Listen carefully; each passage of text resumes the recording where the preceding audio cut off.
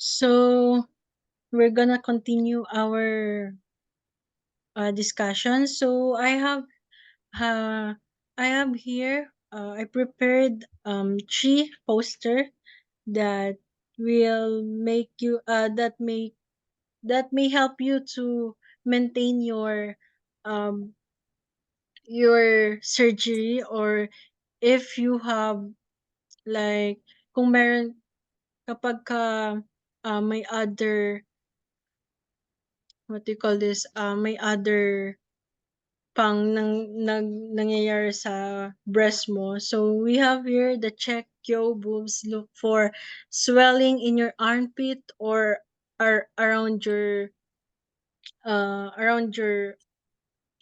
armpit. Yeah, swelling in your armpit.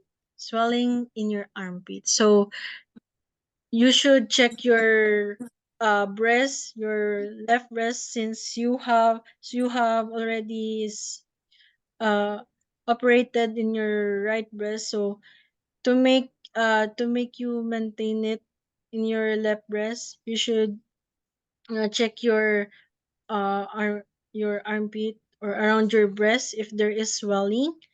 And then next one is changes in skin texture and dimpling or puckering. And the third one is a sudden or unusual change in size or shape. It means hindi siya pantay or merong pagbabago sa breast mo in your left breast. Since operada na po kayo from your right breast, ang magiging ano na lang po natin dyan to maintain it is you should go to your doctor, and if you have something na merong nafi-feel or um, na like na may parang mga redness, you should consult your doctor about it. But since it is going to the doctor is a must also, since it is already operated. But if it's in your right in your left breast, you should have a self um self breast examination, and you should follow this one, the poster that I prepared for you. So the next one is nipple inversion and changes in direction. So that means hindi na siya pantay yung nipple, and the nipple discharge.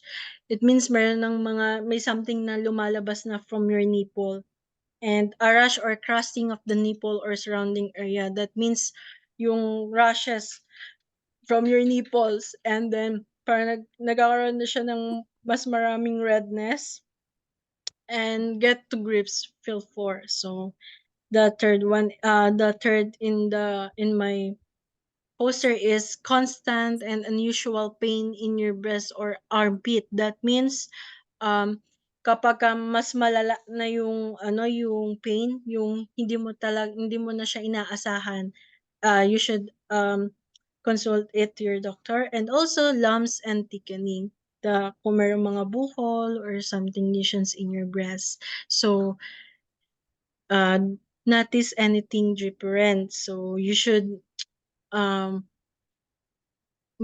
you should know the difference between the normal and not in between the normal and the one that is not normal anymore. So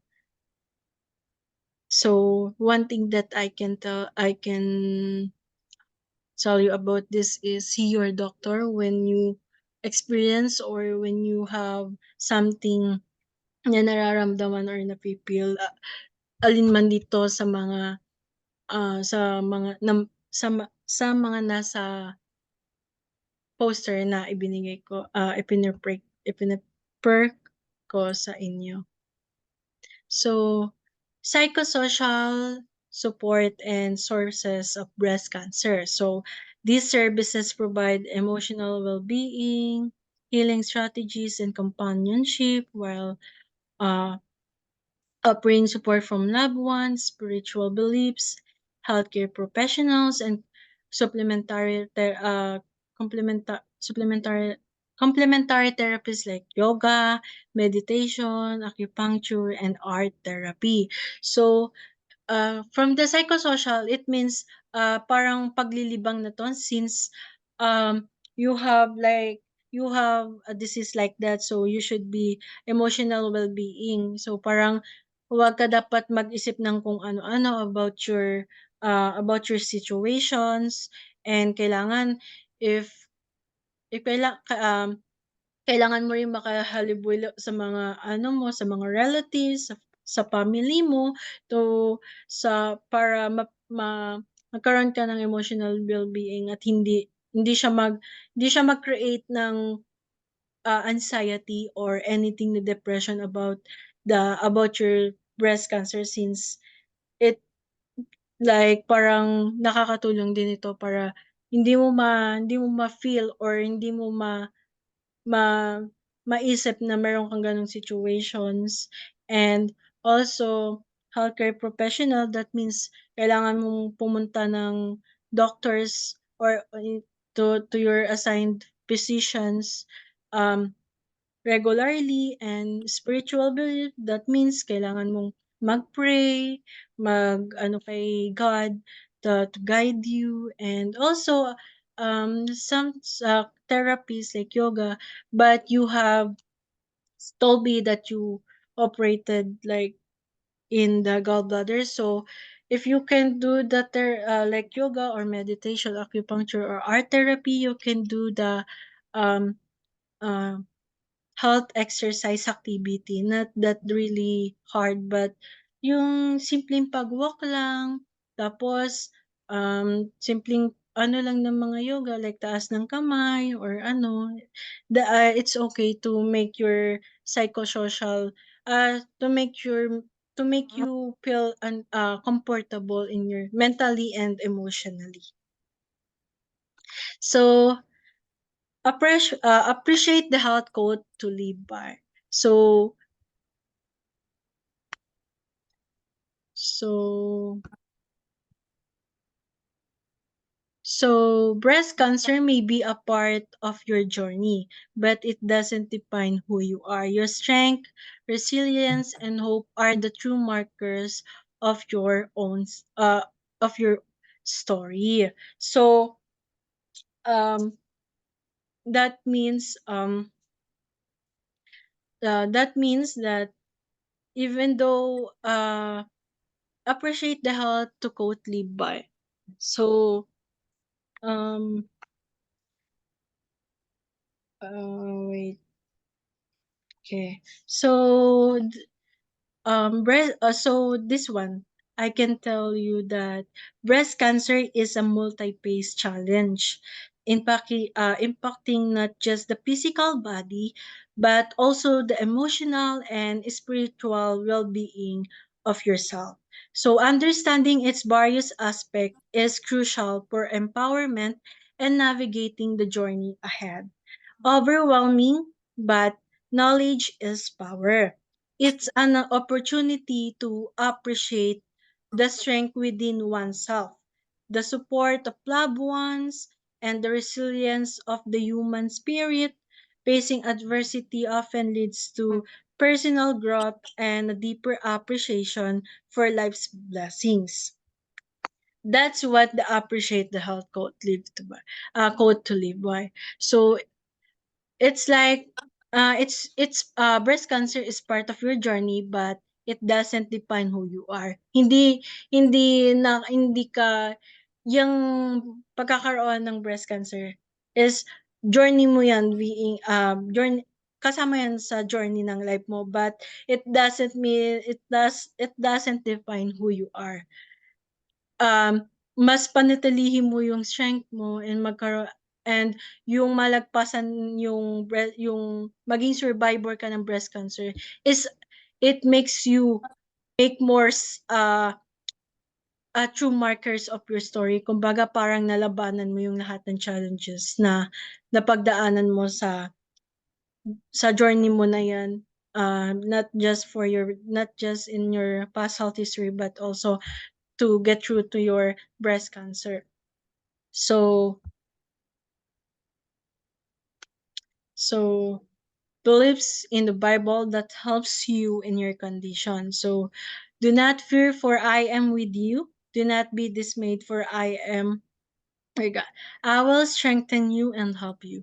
I will uphold you in my right hand. Isaiah 41 verse 10. So certainly, Isaiah 41 verse 10 emphasizes that emphasizes the God's presence, absence of fear, divine assistance, and firm support. It assures you that God is with you in all your struggles, encourage you to trust Him instead of your peer, promises His strength and help, and symbolizes His unwavering support and protection.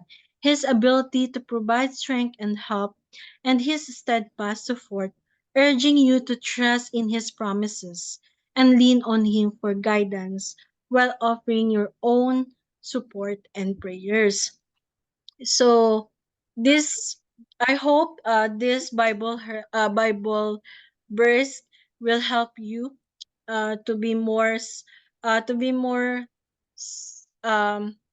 brave and maging mas malakas yung mas maging strength ka through your journey, and also for having that kind of situation. It's not ano naman, it's not it's difficult to have that kind in the situation, but um I'm praying for your healing, and also since you are already a survivor of breast cancer, I'm hoping that mas magtuloy-tuloy na yung paggaling niyan at wala nang susunod pa na ah, diseases na related sa ganitong bagay. So, before I'm going to end this, ma'am, do you have any question? No, You wala don't? na akong ano. So, may I ask, ma'am, in the Bible verse, um, ano yung na-highlight, or kumbaga ano yung mas nakatulong sa'yo to make, para hindi ka like mag-isip ng kung ano-anong bagay?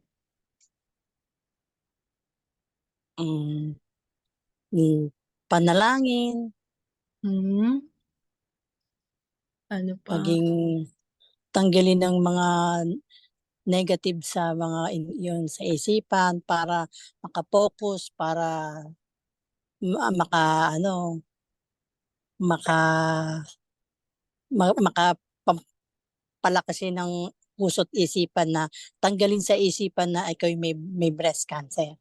Mm. So, thank you for that reflection, ma'am. But regarding sa mga na ano ko po, sa mga na discuss ko, ano po ba yung mga na found out nyo, or ano yung mga na natutunan nyo sa through through this health teaching of mine? Ano po ba yung ah, mga bagay na hindi nyo pa alam pero nalaman nyo na ngayon? And it will help you po ba in your journey, and may balak po and meron ba kayong balak na i-share ito to make other people be aware in this situation? Yes. So, can you puwede po bang pasabi sa'kin kung ano po ba yung mga natutunan niyo, ano po ba yung mga nalaman niyo tungkol sa breast cancer? Ang natutunan ko sa ano, na laging magche-check ng breast, Mhm, laging mag-walking, mm, mga yung laging kakain ng mga healthy foods, mm, mga vegetable, mm, tapos ano wag kakain ng mga sweet para wag maging active ang cancer. mm. Ano pa po? Saka yung mga frozen foods, Mm, mga mga yung mga pinagbabawal ng doktor na tanggalin sa isipan na ako'y may cancer. Ayan. So, um, okay. So, regarding to this, ma'am, hmm, okay. Thank you for listening and God bless you. So, before I'm going to end this, I'm nagpapasalamat po ako sa inyong, for your full cooperation through my journey in this health teaching. Simula nung interview ko sa inyo hanggang sa, ah, paggawa ko po ng mga, hanggang dito po sa health teaching ay nariyan po kayo to help me and to support me to do my task, and I hope meron po kayong natutunan at nagkaroon po kayo ng knowledge about breast cancers, and I hope that yung mga naituro ko po sa inyo ay naway maging reminder yon, not in your not in yourself, but also maging way din po yan, yung I mean yung health teaching ko po maging way po yan na mabigyan niyo rin po ng mabigyan niyo rin po ng maraming information ang ibang tao about sa situation na ito. So, thank you for your full cooperation and to help and support me throughout my health teaching journey. And I'm also glad and